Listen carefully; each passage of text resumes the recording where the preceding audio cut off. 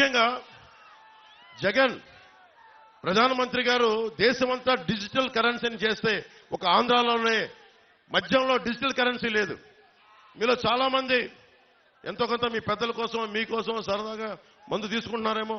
ఏ రోజున సరే మీరు కార్డులతో డబ్బులు పే చేశారా? క్యాషే కదా మీరు పే చేసింది అందరూ. ఆ క్యాష్ రోజుకి 70 కోట్ల మద్యాన్ని అమ్ముతున్నారు. దాంట్లో ఓన్లీ ప్రతిరోజు 70 కోట్ల ఆదాయం, దాంట్లో 1,50,00,000 డిజిటల్ పేమెంట్స్. అంటే ప్రతి 700 రూపాయలకి 0.07% డిజిటలైజ్ అవుతుంది. మిగతా డబ్బులు ఎక్కడికి వెళ్తున్నాయి? మిగతా డబ్బులు 20,000 కోట్ల రూపాయలు జగన్ జేబులో పెట్టుకున్నారు. 16 కంపెనీలు, మిథున్ రెడ్డి గారి కంపెనీ, ఇంకా పెద్ద పెద్దలందరూ ఉన్నారు, అందరి కంపెనీలు, 16 కంపెనీలు. 74% సేల్స్ అంతా ఆ కంపెనీలే. అదేనా మంచి మందా? నాణ్యత లేని మందు. ఎలాంటి ఫ్యాక్టరీలు అంటే అవి కనుక్కుంటా ఉంటే 2,000 లీటర్ల బాటిల్ తయారు చేసేది 6,000 లీటర్లు చేస్తా ఉన్నారు. దాన్ని ఆల్కహాల్ కంటెంట్ తగ్గించి ప్యూరిఫై చేసే ప్రాసెస్ లో 6,000 బాటిల్స్ తయారు చేస్తా ఉన్నారు. ఒక్కొక్కళ్ళకి మతి స్థిమితం పోతా ఉంది, మూర్ఛలు వస్తా ఉన్నాయి, పేగులు కరిగిపోతా ఉన్నాయి. నేషనల్ హెల్త్ సర్వే ఆంధ్రప్రదేశ్లో అత్యధికంగా మందు వల్ల చావులున్నాయి, ప్యాన్క్రియాటిక్ డిసీజెస్ ఉన్నాయి, లివర్ సిరోసిస్ పెరిగిపోయిందని చెప్పి నేషనల్ హెల్త్ సర్వే ఈ రోజున మనకి నివేదిక ఇచ్చా ఉంది. ఒకళ్ళు మాట్లాడలేదు. ఇతను చెప్తున్నాడు అతను పేదవాడంట, మనందరం పెత్తందారులంట. కూర్చోబెట్టి ఎవడు అమ్ముతున్నాడు మద్యం? ఎవడు ముఖ్యమంత్రి రాష్ట్రానికి? జగనా మనవా ముఖ్యమంత్రి? ఎవడు పెత్తందారి? జగనా మనవా?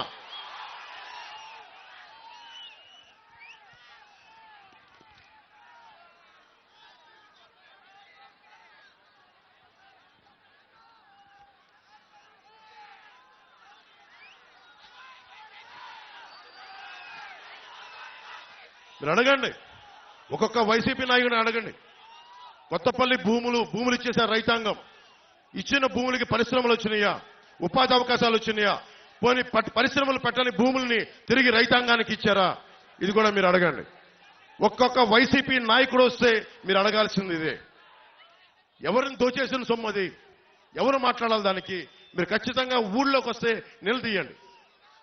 అలాగే బీచ్ రోడ్ ఉంది, ఉప్పాడ బీచ్ రోడ్, అది కోతకు గురవుతా ఉంటే ఎందుకు ఒక్క వైసీపీ నాయకుడు దాని మీద సరైన ప్రణాళికలతో ఎందుకు ముందుకెళ్లలేదు?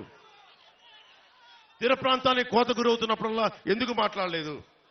ఫిషింగ్ హార్బర్లు, ఫిషింగ్ జట్టీలు మత్స్యకార సోదరులకు ఎందుకు నిర్మించలేదు? ఇది కూడా ఆలోచించాలి. కోనపాకపేట, ఉప్పాడ కొత్తపల్లి మండలంలో కోనపాకపేట, ములాపేట, ఉప్పాడలో ఈ తదితర గ్రామాల్లో కెమికల్ రిలీజ్ అయిపోయి అరవిందో వీళ్ళకి సంబంధించిన తదితర కెమికల్ ఫ్యాక్టరీస్ కాలుష్యం సముద్రంలో పెడతా ఉంటే మత్స్య సంపద నాశనం అయిపోతా ఉంది. దీని గురించి మాట్లాడేది ఎవరు? దీని గురించి నిలదీసేది ఎవరు? ఈ రోజున వైసీపీ నాయకులు వచ్చి ఓట్లు అడుగుతా ఉన్నారు. మీరు అడగాల్సింది అది. నేను మీకు ఒకటే మాటిస్తున్నా, మత్స్యకార సోదరులందరికీ, ఏ బీచ్కి రోడ్డుకు ముంపు గురైందో, కోతకు గురైందో వాటికి ఆల్టర్నేటివ్ విధానాలు కనుక్కుంటాం. నేను ఒక సంవత్సరానికి ఒక ఎన్నికలకి రావట్లేదు. నేను పిఠాపురం, ఇది నేను గుండెల్లో పెట్టుకోవడానికి వచ్చాను. ఈ నియోజకవర్గాన్ని పారిపోవట్లేదు. ఎందుకంటే ఇప్పుడు దాకా నేను రాష్ట్రం చూశాను కానీ ఒక ఊరును చూడలేదు నేను ఇప్పుడు దాకా. ఆ నియోజకవర్గం శ్రీపాద శ్రీవల్లభుడు వెలిసింది, బషీర్ పాప దర్గా ఉన్నది ఆ నేల, ఆంధ్ర బాప్టిస్ట్ చర్చ్ ఉన్న నేల, కుక్కుటేశ్వరుడు వెలిసిన నేల, రామాలయం ఉన్న నేల, రామేశ్వరుడు ఉన్న నేల, ఈ దేవాలయాలు ఉన్న నేల. ఈ నేలకి నేను రుణపడి ఉంటాను. మీకోసం ప్రత్యేకంగా నేను ఇక్కడే మన వాళ్ళని అడిగాను, ఇక్కడ ఇల్లు తీసుకుంటాను.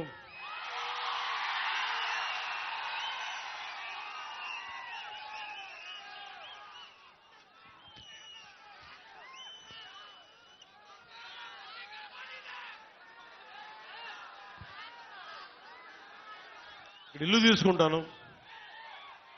నేను ఖచ్చితంగా ప్రత్యేకించి 54 గ్రామాల బాధ్యత, ఒక పర్మనెంట్ ఆఫీస్ పెట్టి, కార్యవర్గాన్ని పెట్టి, నేను వర్మ గారి అనుభవం, ఉదయ్ శ్రీనివాస్ గారి యువరక్తం, వీటన్నిటితోటి ప్రత్యేకించి 54 గ్రామాల మీద నేను కులాలకి మతాలకి అన్నిటికీ అతీతంగా అని చెప్తున్నా. వెనకబడిన కులం అని లేదు, ఓసీ కులం అని లేదు, ముస్లిం అని లేదు, ఎస్సీ అని లేదు, క్రిస్టియన్ అని లేదు. నేను జాషువా విశ్వనరుణ్ణి, అందరిని గుండెల్లో పెట్టుకుంటాను. ఎందుకంటే ఈ నేల, పిఠాపురం నేల చెప్తా ఉంది. ఒక ఆంధ్ర బాప్టిస్ట్ చర్చి 1905లో ఉన్నప్పటి నుంచి వెలిసింది. ఇక్కడ పెట్టారు. ఇక్కడ అలాగే బషీర్ పాపమ్మ దర్గా వెలిసింది. ఇది దాదాపు 5 దశాబ్దాల నుంచి ఆ పీఠం ఇక్కడ ఉంది. అలాగే దత్తుడి పీఠం కానీ, ఇవన్నీ మనకి భారతదేశంలోనే. నేను పిఠాపురం వచ్చానని తెలిసిగానే మనకి నేషనల్ ఛానల్స్ వచ్చినాయి. నేను వాళ్ళు ఒకటే చెప్పాను, భారతదేశంలో పిఠాపురం ఖ్యాతిని మొత్తం అందరికీ, దేశం మొత్తం తెలియజేస్తారు. దీన్ని నెంబర్ 1 మోడల్ నియోజకవర్గంగా తీర్చిదిద్దుతాం.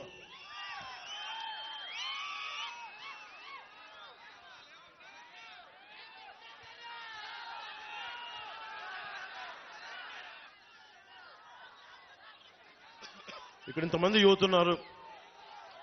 యువతకు సంబంధించి ఒకటే అడుగుతున్నాం, మీకు 25 సంవత్సరాల భవిష్యత్తు కావాలా, ఒక 5,000 జీతం కావాలా? మీరు ఆలోచించుకోండి. మత్స్యకార యువతనే తీసుకుందాం. మీకు జట్టీలు కావాలా, లేదంటే 5,000 డబ్బులు నెలకు 2 నెలలకోసారి పడేస్తే సరిపోతుంది? మీరు ఆలోచించండి. జట్టీలు పెడితే మీ సంపద మీరు సంపాదించుకోవచ్చు. జట్టీల మీద నిర్మాణం జరగదు. బీచ్ల మీద జట్టీల నిర్మాణం జరగదు. ఎందుకంటే మీరు ఎప్పుడు దేహి అంటా ఉండాలి ప్రభుత్వాన్ని. నేను చెప్తున్నా, మీరు ఎవరిని దేహి అనే పరిస్థితుల్లో నేను పెట్టను. మీరు 10 మందికి ఇచ్చే స్థానంలోనే పెడతాను నేను మిమ్మల్ని.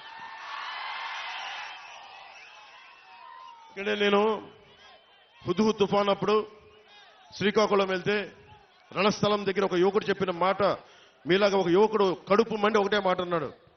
తుఫాన్ వచ్చినంత నలిగిపోతా ఉంటే వాళ్ళు అన్నారు, ఒకసారి 10 కేజీలు బియ్యం ఇచ్చి చేతులు దులుపుకుంటా ఉంటే ఒకటే అన్నాడు, అన్న మాకు కావాల్సింది 10 కేజీలు బియ్యం కాదన్నా, ఒక 25 సంవత్సరాల భవిష్యత్తు ఇవ్వన్నాను. సగటు యువకుడి తాలూకు మనోవేదన 2047 ఎంతో దూరంలో లేదు. మీరు ఈసారి వేసే ఓటు జగన్ మాయ మాటలకి మోసపోయి వేయకండి. నన్ను దశాబ్దం చూశారు. దశాబ్దం ఓడిపోతే ఇంట్లో కూర్చుంటారు. నాలాంటి వాడు ఓడిపోతే పార్టీ మార్చేస్తాడు. దశాబ్దం ఎవరు లేరు నాకు, మీరు తప్ప, మీరిచ్చే బలం తప్ప, మీరిచ్చే మనోబలం తప్ప ఎవరు లేరు నా దగ్గర. దాన్ని నమ్ముకునే దశాబ్దం పార్టీ నడిపాను. షర్మిల గారు, జగన్ గారి చెల్లెలు, ఆవిడ కూడా కాంగ్రెస్ లో విలీనం చేసేశారు పార్టీ. జనసేన ఒక్కటే ఆటుపోట్లు తింటూ మనకి ఉప్పాడ సముద్రం కోత గురైన నిలబెట్టుకునే ఉన్నాం జనసేన పార్టీని. అంటే ఎందుకు ఇంత నిలబడ్డామంటే, నేను నిలబడటానికి మీ వెన్నంటే నడవడానికి నేను నిలబడే ఉన్నాను ఇక్కడ. ఇప్పుడు రఘురామ్ రాజన్ గారు RBI governor, farmer RBI governor, ఆయన ఒకటే మాట అన్నారు, 2047 విజన్ కి యువతకు ఉపాధి అవకాశాలు కావాలంటే మీకు స్కిల్ డెవలప్మెంట్ కావాలి. మనకి పిఠాపురంలో స్కిల్ డెవలప్మెంట్ సెంటర్స్, మీకు 20 సెక్టార్స్ లో మీకు స్కిల్ డెవలప్మెంట్ సెంటర్స్ తెచ్చే బాధ్యత, మిమ్మల్ని ఉపాధికి అర్హతలు తెచ్చే బాధ్యత నేను ప్రత్యేకించి తీసుకుంటాను. నేను ఎందుకు మాట చెప్తున్నానంటే, నాకు మీకు ఏం తేడా లేదు. ఎందుకు చెప్తున్నాను, ముఖ్యంగా యువతకు చెప్తున్నా, పవన్ కళ్యాణ్కి మీకు ఏం తేడా లేదు. ఎందుకు ఈ మాట అంటున్నానంటే, నేను ఒక ప్రభుత్వ ఉద్యోగి కొడుకుని, జగన్ గారిలాగా ఒక ముఖ్యమంత్రి కొడుకుని కాదు, వాళ్ళ తాతగారిలాగా గనుల యజమాని కాదు, మామూలు సగటు ఉద్యోగి కుటుంబం నుంచి వచ్చిన వాడిని. నేను నిలబడ్డాను. ఇన్ని దెబ్బలు తిన్నా నా కష్టాలు తెలుసు. మా అన్నయ్య గారిని ఒకటే అడిగా, ఆయన కూర్చొని ఏం పని చేయాలంటుంటే, నాకు 5,000 రూపాయలు సంపాదించే పని చెప్పన్నాను. అది ఏం వద్దు నాకు. ఆయన అటు ఇటు తిట్టి నాకు నేర్పించింది ఒక యాక్టింగ్ ట్రైనింగ్ పంపించారు నన్ను, అంతే. యాక్టింగ్ ట్రైనింగ్ ఒక స్కిల్ డెవలప్మెంట్, అది ఎలా నటించాలి, ఏం చేయాలని ఒక స్కిల్ డెవలప్మెంట్ నాకు ఇస్తే, అది ఈ రోజున మిమ్మల్ని గుండెల్లో పెట్టుకునే వ్యక్తిగా పవన్ కళ్యాణ్ మీ గుండెల్లో పెట్టుకోండి. నేను ఎందుకు చెప్తున్నానంటే, ఒక స్కిల్ డెవలప్మెంట్ కానీ మీకు ఉంటే, చేపల్ని తెచ్చివ్వడం కాదు, పట్టించే విద్య నేర్పించాలి.